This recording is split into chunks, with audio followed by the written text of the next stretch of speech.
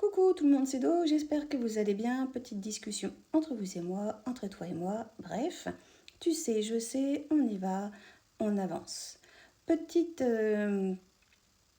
anecdote historique, vous connaissez tous Pythagore, le Pythagore du théorème de Pythagore, le grand mathématicien. Pour lui, les chiffres avaient vraiment une résonance, une vibration, un code, un codex avec l'univers. Pour lui, il avait même ce qu'il appelait la musique des sphères, en fait. Pour lui, les maths avaient aussi une sorte de clé, une sorte de code secret avec l'univers.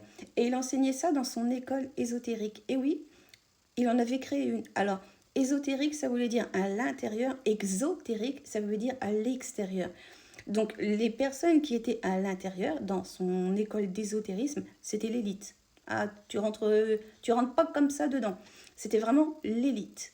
Et il fallait des années et des années pour pouvoir justement acquérir ce savoir, ce pouvoir, les connaissances, etc. À savoir que dedans, il apprenait l'astrologie, les maths, les nombres, la magie des nombres, la résonance des nombres et les combinaisons. Euh, Astronomie, astrologie, je ne sais plus si je vous l'ai dit, mais il y avait ça, bon, et tellement d'autres choses aussi. Mais oui, Pythagore était vraiment persuadé que l'univers résonnait avec les nombres, et en même temps, nous, on est aussi fait de nombres. Quand on regarde bien notre ADN, les chromosomes, etc., c'est des chiffres, c'est des nombres. Et pour lui, en fait, tout était nombre. Et donc, du coup, tout avait une résonance, tout avait un écho.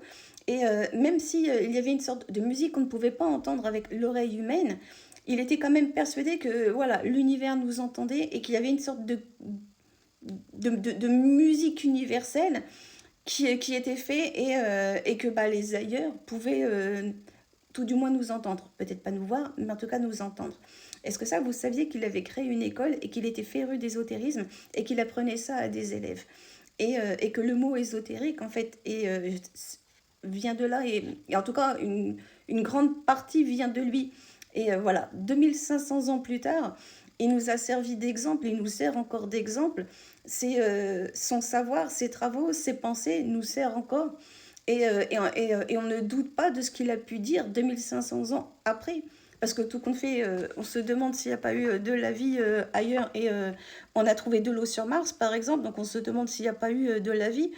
L'herboristerie nous a aussi servi, l'astrologie nous sert encore aujourd'hui, les lunaisons nous servent encore aujourd'hui.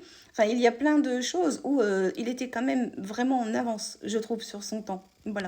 Dites-moi si vous étiez au courant et si ce genre d'anecdote vous parle. Si vous voulez d'autres vidéos sur le thème historique et ésotérique en même temps, et je vous en ferai de temps en temps. Prenez soin de vous, prenez soin des autres. Des bisous, je vous aime, à très bientôt et comme d'hab, ciao ciao.